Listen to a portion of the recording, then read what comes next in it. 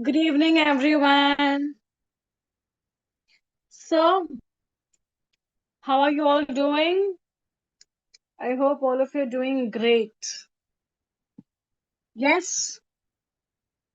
So, today we are back with a new session for our GATE revision. The GATE exam will be held in February, in the month of February, right? So, it's already 14th of January, and the GATE exam will be held on 7th of February. So quite a few days are left in between. That's why we have started our revision for GATE.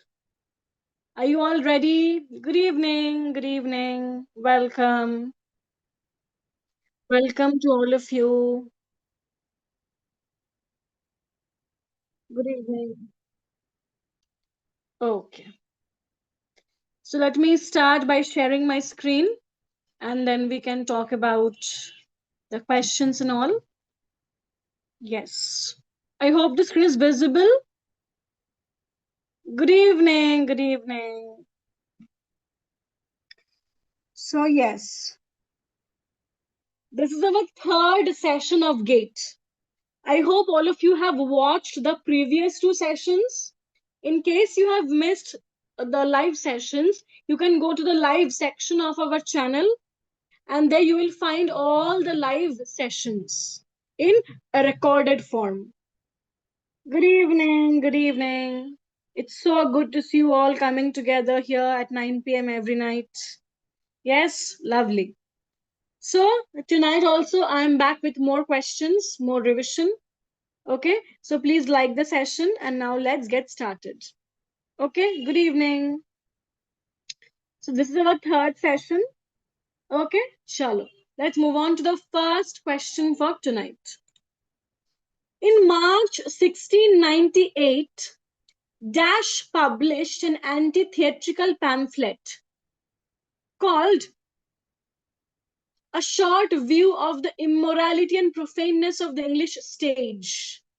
And in the pamphlet, a number of playwrights like Shirley, Dryden, Congreve, Vanbrugh, and Thomas de Orfe were attacked.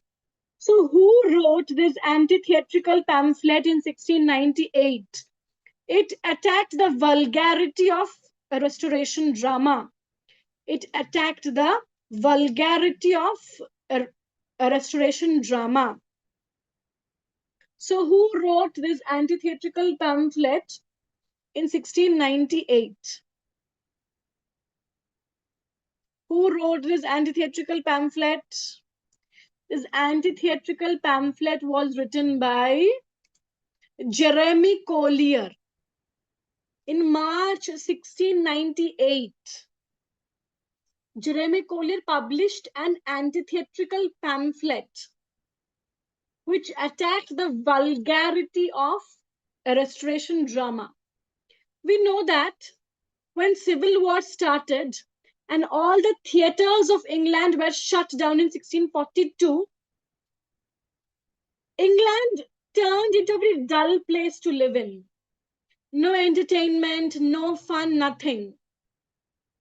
Because with the start of the Puritan rule, life became very strict, very upright, with all sorts of moral policing and all. But when monarchy was restored in 1660, and when Charles II was brought back to England and he became the king, all the theatres were reopened. And since it happened after a long time, after many years, people became crazy. People became crazy about it after getting such freedom after a long time. So it led to a very wild sort of entertainment and fun. Because when you get freedom after a long time, you act wild. The same thing happened in the drama. All sorts of vulgarity, wildness, sexual innuendos started happening. And this vulgarity was attacked. by Jeremy Collier in his anti-theatrical pamphlet called A Short View of the Immorality and Profaneness of the English Stage, that was published in 1698. Baby Kumari Jha, please call us in the morning during the office hours, and we will surely get back to you about your books. Okay? Please call us after 10 in the morning. That's the office hours. Okay? And we will surely get back to your message regarding your books. Okay? I will convey this to our team. So please rest assured your query will be resolved. Okay? Right. So we talked about Jeremy Collier's anti-theatrical pamphlet. Next question. I omitted the real end of Out of Season, which was that the old man hanged himself. This was omitted on my new theory that you could omit anything, and the omitted part would strengthen the theory. This alludes to which theory of Hemingway? Tell me. This theory of omission, it alludes to which theory of Hemingway? Yes, correct. It was a writing technique. And out of that, Ernest Hemingway developed a theory called iceberg theory. Iceberg theory. It's a writing style which doesn't believe in telling the readers too much. It's about precision and omission, giving very less information to the readers. That's the iceberg theory of Ernest Hemingway. Iceberg theory of Ernest Hemingway. Correct. All About H. Hatterr, 1948, is a novel by Dash that chronicles an Anglo-Malay man's adventures in search of wisdom and enlightenment. All About H. Hatterr is a novel by whom, which chronicles an Anglo-Malay man's adventures in search of wisdom and enlightenment. All About H. Hatterr is by G.V. Desani. G.V. Desani. Correct. Yes, me and our team, we will be back with a video on that. The answer key of net, yes. Don't worry. Our team will start working on it, and we will do a video on the answer key of net. Okay, Gopika? Yes. Which of the following statements is wrong about existentialism? We all know existentialism is a major movement. So existentialism is a family of philosophical views and inquiry that explore the human individual's struggle to lead an authentic life despite the apparent absurdity or incomprehensibility of existence. The term existentialism was coined by the French Catholic philosopher Gabriel Marcel in the 1940s. Existentialism is a Humanism is a 1946 work by Heidegger.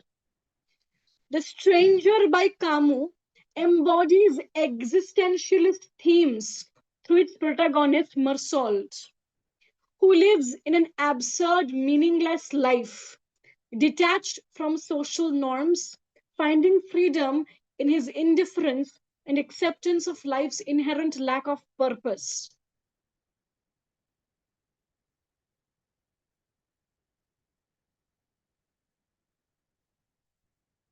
Tell me which is the wrong statement here about the movement of existentialism.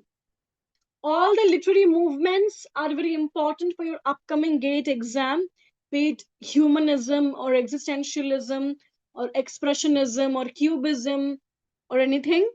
So please make sure you know the literary movements well. So here, this statement is wrong. Statement C.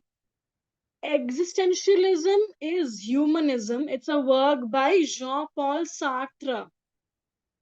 Existentialism is a humanism. It's a work not by Heidegger, but by Jean-Paul Sartre. All the other statements are perfectly correct about this movement of existentialism. It's a philosophical movement. It's a literary philosophical movement. Essentially, it's a philosophy-based movement that explores the human individual's struggle to lead an authentic life despite the apparent absurdity or incomprehensibility of existence. That how life is absurd, how life lacks an inherent meaning and purpose. It also talks about the freedom of choice. It also talks about the component of responsibility. Right. So, existentialism is a humanism. It's not by Heidegger, but by Jean-Paul Sartre.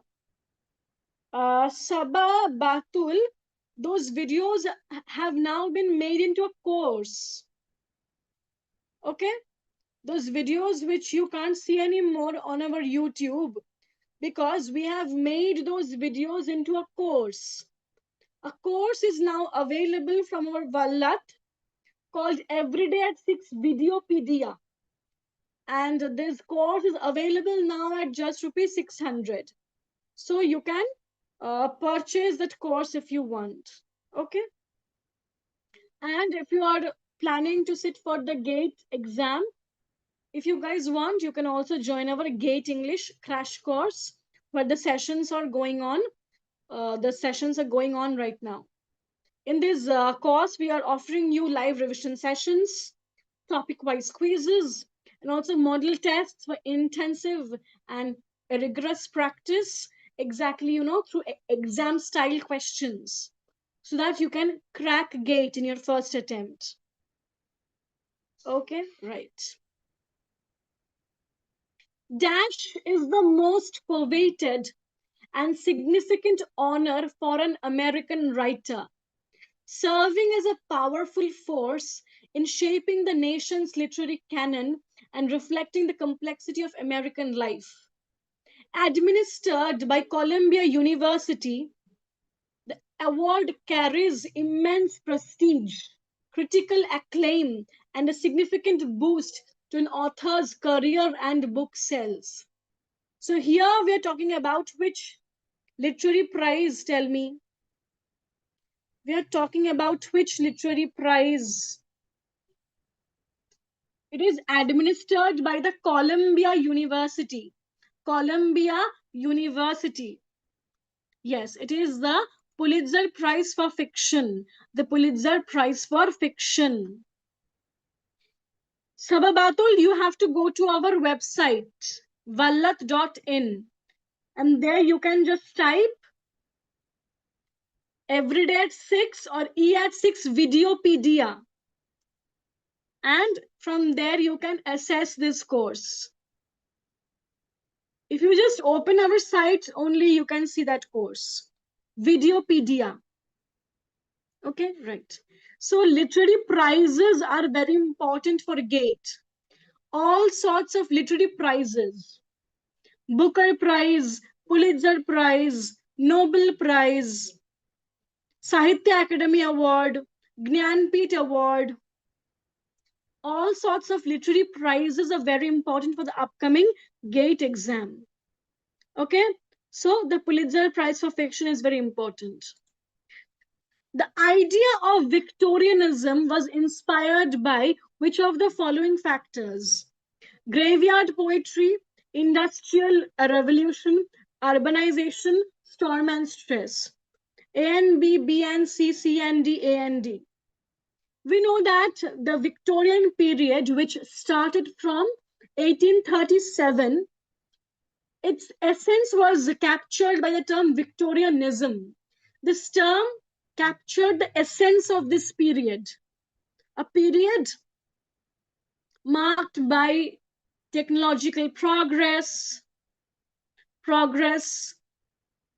through various reform bills, working class movements. There was a significant shift in faith and a religious life of people during this time. So, which factors inspired Victorianism? Yes, it is B and C: industrial revolution and urbanization. These two factors are very important. With the rapid rise of industrial revolution, urbanization became very rapid. And with this rise of urbanization, there was a very fast growth of slums and also urban centers, which developed out of the settlements of the working classes and the tremendous unhygienic conditions they lived and struggled in. So please read about these things. And what do you mean by Victorianism? Which features define this idea of Victorianism? Which factors were responsible for these things? Like a rise of the middle class. The rise of the middle class is very important when we talk about the rise of the novel in the Victorian period. There was a flourishing in the print culture of the 19th century. There was a democratization of studies. People started reading, right? And they wanted to read about the common life, middle class life. That's why the rise of the novel became so important, because of the rise of the middle class, the bourgeoisie, industrial revolution, or industrial modernity, right? Yes. And also poverty. Poverty was a very key theme of this time, explored in many works. The Loneliness of Sonia and Sunny is a 2025 novel by Dash, with the narrative taking place mostly between 1996 and 2002. This novel tells the story of Sonia and Sunny, both Indian immigrants to the United States, who have a chance encounter on a train in India. Who wrote this novel, The Loneliness of Sonia and Sunny? The Loneliness of Sonia and Sunny. It's a very popular work by Kiran Desai. Kiran Desai, the same author who wrote novels like The Inheritance of Loss, Halla Ballu in the Guava Orchard. She has also written The Loneliness of Sonia and Sunny.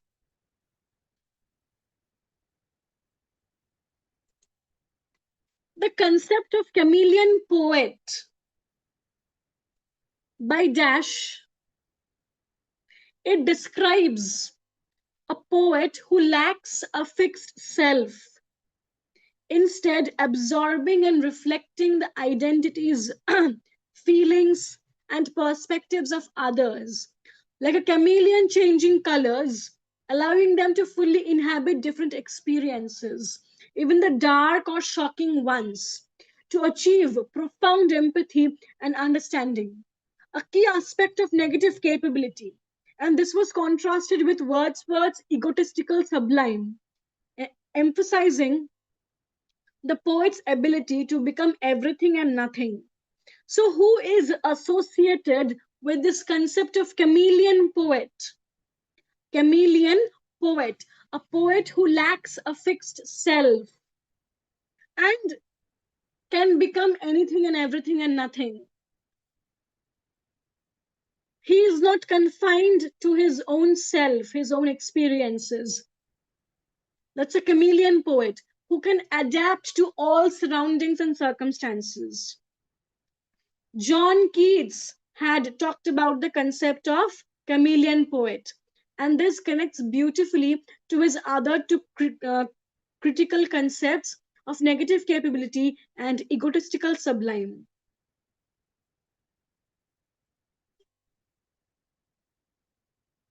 Okay, So the concept of chameleon poet, it was discussed by John Keats. John Keats. Right. And yes, if you guys want, you can join our gate crash course. That's all for tonight. Tomorrow there will be paper one session, and I will see you all again on Friday at 9 p.m. All right, so take care of yourself, keep studying. Bye, good night.